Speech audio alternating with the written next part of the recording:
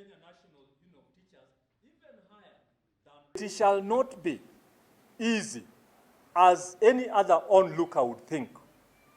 Teachers sacrifice to invigilate. Teachers sacrifice to mark exams. Teachers sacrifice to supervise exams. If one thinks this is an additional advantage to the teacher, I want to put it straight. It is a total sacrifice of a teacher to do this work. Mark exams, supervise exams, invigilate exams.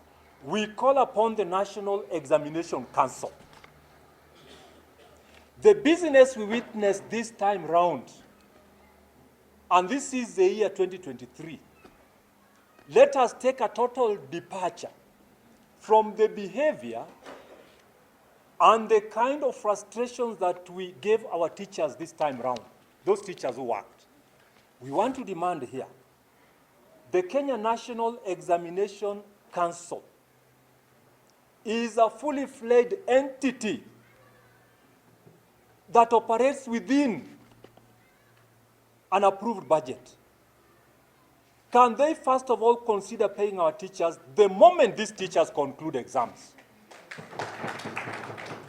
We shall not sit back again. And I don't want to lead teachers to the streets, because you know too well that we are also evolving as a union.